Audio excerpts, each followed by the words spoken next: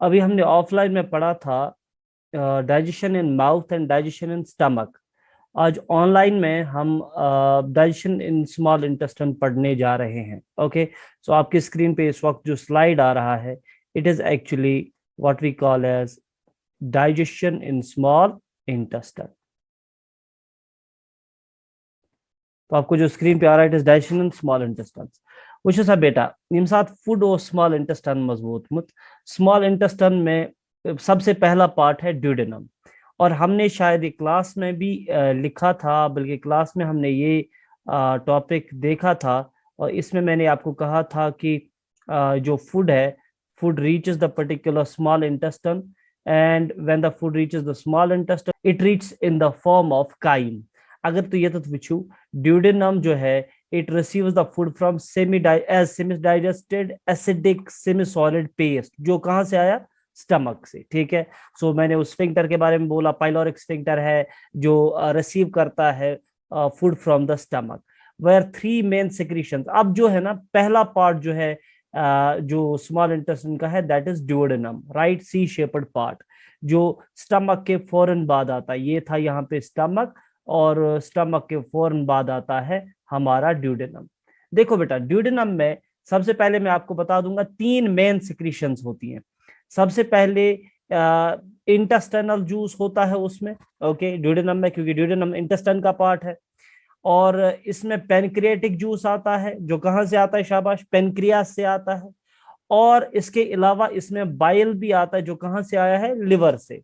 सो liver से आने वाला बाइल, पेनक्रियास से आने वाला pancreatic juice, and intestinal juice जो है वो इंटेस्टाइन के अपने वॉल से प्रोड्यूस होता है। ओके, नाउ सबसे पहले आप इंपॉर्टेंटली याद रखें बाइल के बारे में। बाइल के बारे में आपको पता होना चाहिए। देखो, बाइल में कोई भी डाइजेस्टिव एंजाइम नहीं होता, no digestive enzyme is there in bile. Now bile में होता क्या है, इसमें कुछ सॉल्ट्स होते हैं, इसमें वाटर कंटेंट होता है, इसमें बाइकार्बोनेट आयंस होते हैं। सो ये एक अल्कलाइन सिक्रीशन है, it is an alkaline secretion, it's an alkaline secretion. Okay, okay, it's an alkaline secretion. तो अल्कलाइन सिक्रीशन जो है, इसका मतलब यह है, ये बेसिक है, ये एसिडिक आसान की। तो दूसरा, it is secreted by liver, we know. Okay, it contains no enzymes, no digestive enzymes, and it neutralizes the acidic chyme. Chyme जो आ गया ना स्टमक से, ये उसको न्यूट्रलाइज करेगा, ओके, उसका एसिडिक नेचर खत्म करेगा। और ये इमल्सिफाई करेगा फैट्स को। उसका मतलब क्या है, वो मैं अब अभी आपको थोड़ा इसी वीडियो में समझाऊंगा, लेकिन अभी आप फिलहाल याद रखिए, ये इमल्सिफाई करता है फैट्स को। नाउ अगर आप देखें, हमें तीन चीजें पढ़नी है स्मॉल इंटेस्टाइन में। स्टमक में सिर्फ प्रोटीन डाइजेस्ट होते थे, फैट्स की लिमिटेड डाइजेशन या नेग्लिजिबल डाइजेशन थी। और इसके अलावा मैंने कहा था कि अगर माउथ की बात करेंगे तो सिर्फ कार्बोहाइड्रेट्स डाइजेस्ट होते थे। लेकिन इंटेस्टाइन में प्रॉब्लम यह है कि इंटेस्टाइन में कार्बोहाइड्रेट, प्रोटीन एंड फैट, ये तीनों चीजें डाइजेशन अपना कंप्लीट करते हैं, इसलिए थोड़ा डिटेल्ड आपको लगेगा। सो सबसे पहले we will see the digestion of the proteins in small intestine. Small intestine में प्रोटीन्स के साथ क्या होता है आपको पता होगा, और मैंने ऑफलाइन क्लास में भी आपको बताया था कि पेनक्रिएटिक जूस जो आया है पेनक्रियास से, उसमें दो एंजाइम्स होते हैं जो इनएक्टिवेटेड फॉर्म में है, जिनको एक्टिवेट करना बाकी है। एक का नाम है ट्रिप्सिनोजन, एंड दूसरे का नाम है काइमोट्रिप्सिनोजन। काइमोट्रिप्सिनोजन, ट्रिप्सिनोजन डीएक्टिवेटेड है, इसको एक्टिवेट करना है। काइमोट्रिप्सिनोजन डीएक्टिवेटेड है, इसको भी क्या करना है, एक्टिवेट करना है। नाउ अगर हम देखेंगे, ट्रिप्सिनोजन जो है उसको एक्टिवेट करने के बाद वो बनता है ट्रिप्सिन, यानी trypsinogen is converted to trypsin जब वो एक्टिवेट हो जाता है। इसी तरह से काइमोट्रिप्सिनोजन जब एक्टिवेट होता है तो उसका नाम पड़ता है ट्रिप्सिन। सिमिलरली जैसे पेप्सिनोजन कन्वर्ट होता था इनटू एक्टिव पेप्सिन, वही काम यहां होगा। मगर विच क्वेश्चन, ट्रिप्सिनोजन को एक्टिव ट्रिप्सिन में कौन कन्वर्ट करेगा, यानी ट्रिप्सिनोजन को एक्टिवेट कौन करेगा? ट्रिप्सिनोजन को एक्टिवेट करता है इंटेस्टाइनल जूस से आने वाला एक एंजाइम, इंटेस्टाइनल आईजे, इंटेस्टाइनल जूस से आने वाला एक एंजाइम, जिस एंजाइम का नाम है एंटेरोकाइनेस। तो क्या याद रखा आपने, ट्रिप्सिनोजन एक डीएक्टिवेटेड एंजाइम है, इसको एक्टिवेट करना है। एक्टिवेट कौन करेगा? Enterokinase, another enzyme. और वो एंटेरोकाइनेस कहां से आया है? इंटेस्टाइनल जूस से आया है। और जब ट्रिप्सिनोजन एक्टिवेट होगा तो क्या बनेगा? ट्रिप्सिन बनेगा। फाइन। ना यहाँ पर एक और है ट्रिप्सिनोजन, काइमोट्रिप्सिनोजन, जो ट्रिप्सिनोजन की ही तरह है। सो इसका मतलब ये डीएक्टिवेटेड है, इसको एक्टिवेट करना बाकी है। इसको कौन एक्टिवेट करेगा? इसको एक्टिव ट्रिप्सिन एक्टिवेट करेगा। एक्टिव ट्रिप्सिन जो अभी बन गया, जो ट्रिप्सिन अभी एक्टिवेट हो गया, वही करेगा काइमोट्रिप्सिनोजन को एक्टिवेट और बनाएगा काइमोट्रिप्सिन। ठीक था? तो अभी तक आपने क्या देखा? दो प्रोटीन डाइजेस्टिंग एंजाइम्स हैं। आपने अभी देखा होगा पैनक्रियाटिक जूस कंटेन्स, यहां पर अगर आप स्क्रीन पे देख रहे होंगे, pancreatic juice contains two main proteases. इसका मतलब two main enzymes which digest the proteins. अच्छा, उन दोनों प्रोटीन डाइजेस्टिंग एंजाइम्स का नाम क्या है? एक का नाम है ट्रिप्सिनोजन, दूसरे का नाम chymotrypsinogen. Trypsinogen will be converted to active trypsin with the action of enterokinase, and chymotrypsinogen will be activated by active trypsin. अब चलो छोड़ो क्या हुआ, किसने किसको एक्टिवेट किया, वो सब हो गया। अब मसला है इस एक्टिव ट्रिप्सिन और एक्टिव काइमोट्रिप्सिन का काम क्या है। देखो, आप लोगों ने पेप्सिन का काम देखा स्टमक में। स्टमक में जब हम पेप्सिन पढ़ रहे थे, मैंने कहा pepsin is breaking down the proteins into small chains of amino acids called as peptones and proteoses. ये भी बिल्कुल ऐसा ही करेंगे। They will break down the proteins into peptones and proteoses. Just like यहां पर आप देख रहे हैं, there are proteins. Okay, action कौन करेगा? एक्टिव ट्रिप्सिन और एक्टिव काइमोट्रिप्सिन करेगा। क्या करेगा? ये प्रोटीन्स को ब्रेक डाउन करेगा इनटू प्रोटियोसिस एंड पेप्टून्स। ठीक है? ओके, नाउ यही यहां पर लिखा हुआ है कि प्रोटीन्स एंड पेप्टोन्स एंड प्रोटियोसिस जो है, यानी जब आपने देखा प्रोटीन्स जब डाइजेस्ट हो गए थे, जब ब्रेक डाउन हो गए थे, तो हमें मिले थे प्रोटियोसिस एंड पेप्टोन्स। क्या मिले थे? शाबाश, प्रोटियोसिस एंड पेप्टोन्स। ओके, ये जब डाइजेस्ट हो जाएंगे, ये जब ब्रेक डाउन हो जाएंगे, तो फाइनली हमें मिलेंगे अमाइनो एसिड्स। तो क्या होता है? पेप्टोन्स एंड प्रोटियोसिस, शाबाश, peptones and proteoses are further broken down into amino acids. जब peptones and proteoses, what are they are the chains of amino acids. अगर वो ब्रेक हो जाएंगे तो क्या होगा? अमाइनो एसिड्स अलग अलग हो जाएंगे सिंपली। मगर अभी भी कुछ ऐसे अमाइनो एसिड्स होते हैं जो दो दो के ग्रुप्स में रहते हैं, जिनको हम डाइपेप्टाइड्स कहते हैं।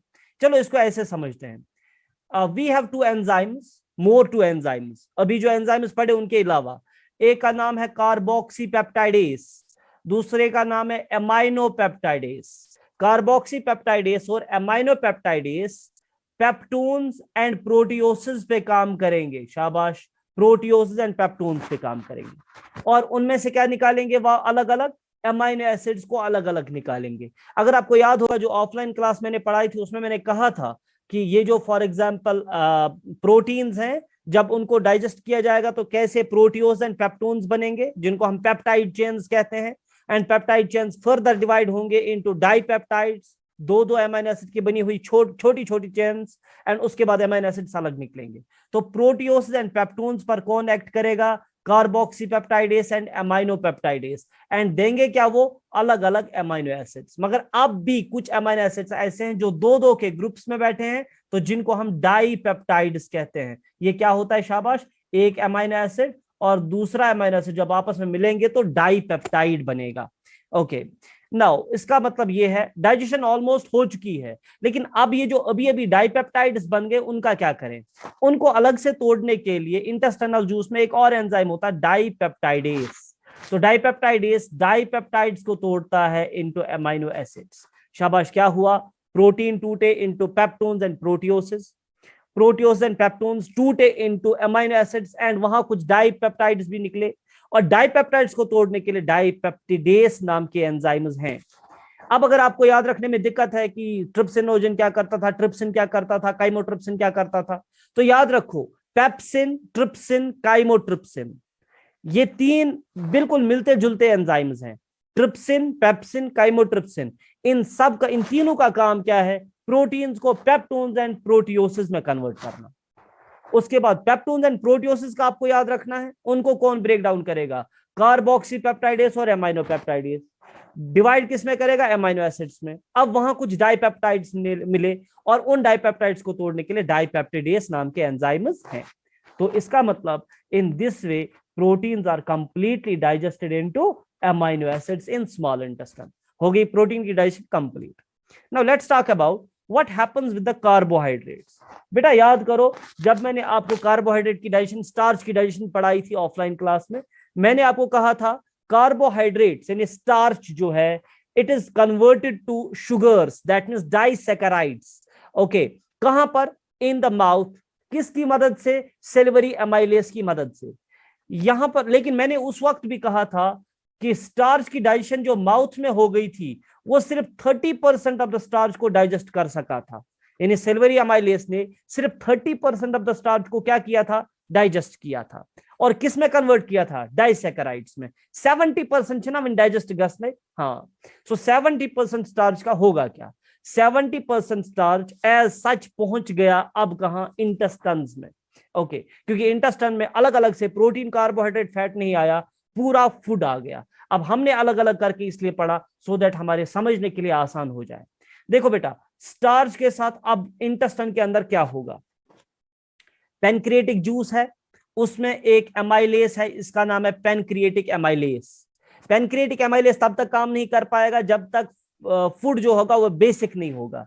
इसीलिए यहां पर पहले न्यूट्रलाइज करना पड़ा था। बाइल ने क्या किया था? न्यूट्रलाइजेशन, एसिड का असर खत्म किया था, अदरवाइज एमाइलेस काम नहीं करेगा।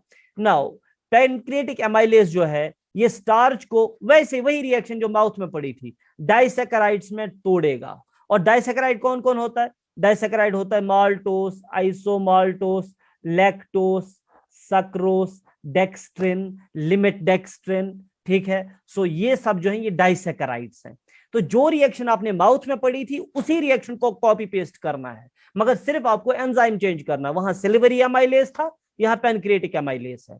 खैर, अब कार्बोहाइड्रेट की डाइजेशन अभी हुई नहीं क्योंकि डाइसैकेराइड्स मिल गए, अभी मोनोसैकेराइड्स नहीं मिल गए। सो डाइसैकेराइड्स जो है ये ऑब्टेन किए हमने, शाबाश। डाइसैकेराइड्स जो हमने ऑब्टेन अभी किए, maltose, isomaltose, limit dextrin, okay, they are further broken into monosaccharide. अब उनको और तोड़ा जाएगा बाय मोनोसैकेराइड, मगर उसके लिए हमें अलग अलग एंजाइम चाहिए। देखो, माल्टोस डाइसैकेराइड है, उसको तोड़ने के लिए अलग एंजाइम चाहिए। सक्रोस डाइसैकेराइड है, उसको तोड़ने के लिए अलग एंजाइम चाहिए। इसी तरह से डेक्स्ट्रिन को तोड़ने के लिए अलग एंजाइम चाहिए, डाइसैकेराइड है, उसको तोड़ने के लिए अलग एंजाइम चाहिए। इसी तरह से आइसोमाल्टोस को तोड़ने के लिए भी अलग एंजाइम चाहिए। तो इनको तोड़ने के लिए अलग अलग अलग अलग एंजाइम्स होते हैं। तो इंटेस्टाइनल जूस में क्या क्या एंजाइम्स होते हैं इनको तोड़ने के लिए, मैं बताऊंगा। देखो, माल्टोस को तोड़ना है, इसके लिए अलग एंजाइम है इंटेस्टाइनल जूस में, जिसको हम माल्टेस कहते हैं।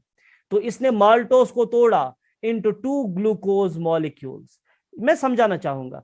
देखो, जब एक ग्लूकोज मॉलिक्यूल मिला था दूसरे ग्लूकोज मॉलिक्यूल के साथ, तो यही बन गया था डाइसैकेराइड, और इस डाइसैकेराइड का नाम पड़ गया था माल्टोस। तो हमारा माल्टेस एंजाइम क्या करेगा? वो इस बॉन्ड को तोड़ेगा, तो ये ग्लूकोज अलग हो गया और ये वाला ग्लूकोज अलग हो गया। सो इसका मतलब माल्टोस दो ग्लूकोज मॉलिक्यूल्स के बीच वाला बॉन्ड तोड़ेगा, तो माल्टोस टूटेगा इनटू ग्लूकोज कंपाउंड। आइसोमाल्टोस भी दो ग्लूकोज कंपाउंड्स का या दो ग्लूकोज मॉलिक्यूल्स का बना होता है। तो आइसोमाल्टोस पे इंटेस्टाइनल जूस का एक और एंजाइम आइसोमाल्टेस काम करेगा, जो इसको तोड़ेगा इनटू ग्लूकोज। लैक्टोज को तोड़ने के लिए होता है एंजाइम लैक्टेस, जो ग्लूकोज एंड गैलेक्टोज को अलग करेगा, क्योंकि लैक्टोज बना होता है 1 ग्लूकोज मॉलिक्यूल और 1 गैलेक्टोज मॉलिक्यूल का। तो जब लैक्टेस एंजाइम अपना काम करेगा, ग्लूकोज एंड गैलेक्टोज अलग हो जाएंगे। सो सक्रोज बना होता है ग्लूकोज एंड फ्रक्टोज का, तो सक्रेस नाम का एंजाइम इंटेस्टाइनल जूस में होता है, जो ग्लूकोज एंड फ्रक्टोज को अलग करेगा। सो इसका मतलब माल्टोस में दो ग्लूकोज को अलग करने के लिए, लैक्टोस में ग्लूकोज और गैलेक्टोज को अलग करने के लिए, सक्रोस में ग्लूकोज फ्रक्टोज को अलग करने के लिए अलग अलग एंजाइम्स हैं इंटेस्टाइनल जूस में जो उनको तोड़ते हैं। Now this is how the carbohydrates are completely digested into monosaccharide. अब क्या क्या मिला मुझे डाइजेशन ऑफ द कार्बोहाइड्रेट्स के बाद? ग्लूकोज मिला, मोनोसैकेराइड है, फ्रक्टोस मिला, मोनोसैकेराइड है, एंड गैलेक्टोस भी मिला, जो क्या है? मोनोसैकेराइड। सो प्रोटीन का डाइजेशन कंप्लीट हुआ, हमें अमीनो एसिड्स मिल गए। कार्बोहाइड्रेट का डाइजेशन कंप्लीट हुआ, हमें ग्लूकोज, गैलेक्टोस और फ्रक्टोस जैसे मोनोसैकेराइड्स मिल गए। अब हमें फैट्स की डाइजेशन करनी है। सो सबसे पहले मैं आपको थोड़ा सा फैट्स के बारे में बता दूं, फैट्स क्या चीज है। ओके, थोड़ा सा मैं आपको ध्यान रखने के लिए बता दूं।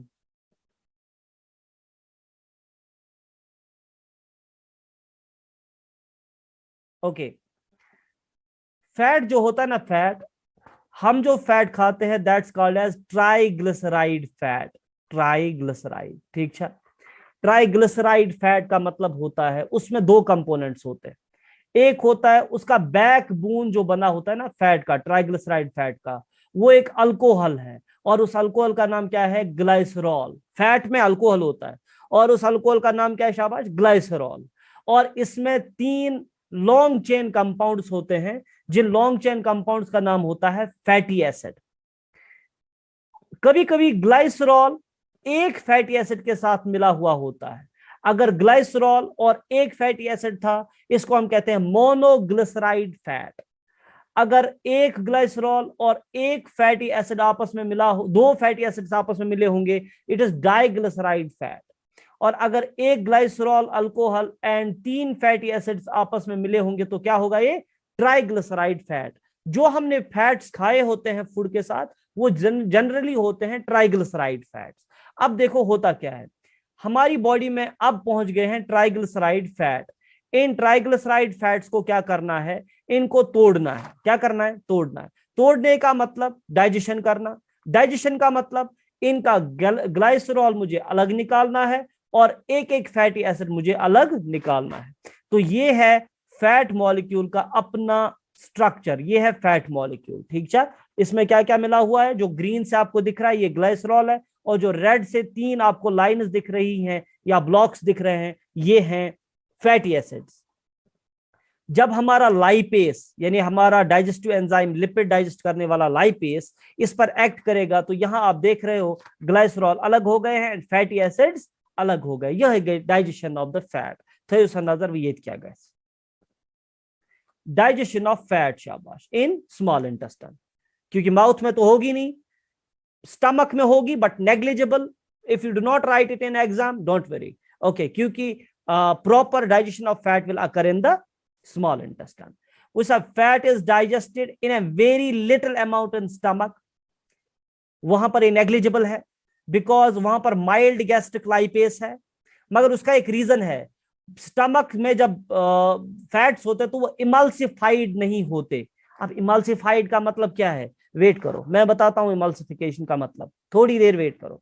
अच्छा, before the actual process of the digestion occurs, मुझे फैट को पहले क्या करना पड़ता है? इमल्सिफाई करना पड़ता है।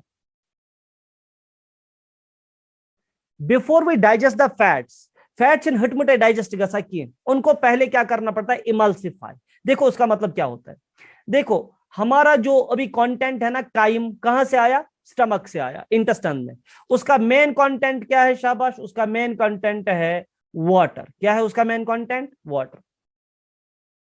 तो that means water content is mainly in what? It is in the particular chyme. और फैट जो है वो इमिसिबल है इन वाटर। ये मत guess water must mix up. तो अगर ये वाटर के साथ मिक्स अप नहीं होगा, it will form large fat bodies, fat globules in the particular intestine. So इसका मतलब फैट अभी जो होगा वाटर में, वो अलग से ये बड़े बड़े ड्रॉपलेट्स के फॉर्म में होगा। ओके, सो बड़े बड़े ड्रॉपलेट्स के फॉर्म में क्या है हमारे पास इस वक्त? फैट। इस पर एंजाइम एक्ट करना चाहेगा, मगर ये इतना बड़ा ग्लोब्यूल है कि एंजाइम इजीली इस पर फंक्शन नहीं कर सकते। मेरी बात गौर से सुनना। तो क्या करना पड़ेगा? पहले इसको तोड़ना पड़ेगा, इसको क्रश करना पड़ेगा into small small droplets, AKM, small small droplets. So बड़े एक पर्टिकुलर फैट बॉडी से तोड़ के छोटे छोटे फैट के ड्रॉपलेट्स तैयार करना, बहुत ही छोटे छोटे फैट के ड्रॉपलेट्स तैयार करना, इसी को इमल्सिफिकेशन कहते हैं। अच्छा, अब ये क्या है? ये छोटे छोटे ड्रॉपलेट्स हैं, ये इजी टू वर्क अपॉन है, यानी एंजाइम्स इजीली इन पर वर्क कर सकते हैं। एंजाइम इतने बड़े मॉलिक्यूल पर वर्क नहीं कर सकते जो पहले ये फैट था। तो that is emulsification, is actually it is dissolution of, dissolve करना दो इमिसिबल लिक्विड्स को इन सच अ वे कि एक वाला लिक्विड पर्टिकुलरली फैट जो है उसको छोटे छोटे छोटे छोटे ड्रॉपलेट्स में डिवाइड किया जाएगा। सो छोटे छोटे ड्रॉपलेट्स जब बन गए, इनका सरफेस एरिया इंक्रीज हो गया। ज्यादा सरफेस एरिया का मतलब है कि enzyme can easily work upon them, क्योंकि सरफेस तो ज्यादा मिला एंजाइम्स को। अब अगर एंजाइम्स को ज्यादा सरफेस मिला तो इमल्सिफिकेशन का मकसद पूरा हो गया। तो क्या हुआ, आफ्टर द इमल्सिफिकेशन, क्योंकि यहां पर आप ये वाली लाइन पहले देखें, bile contains some salts.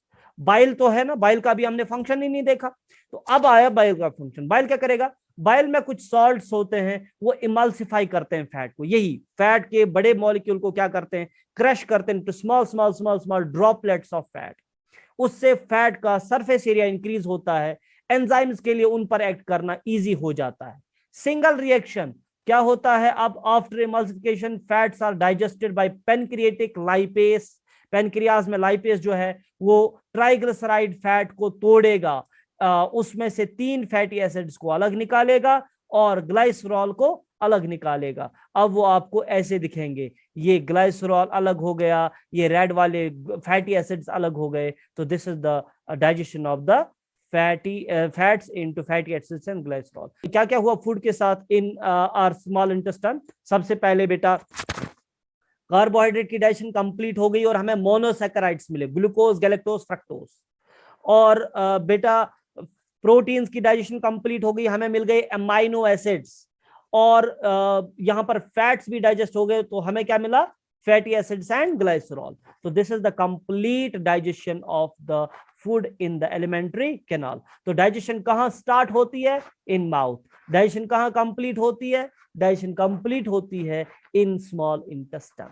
And now we will see how it's absorbed and all, inshallah, in our next lecture. Till then, stay blessed. Assalamu alaikum.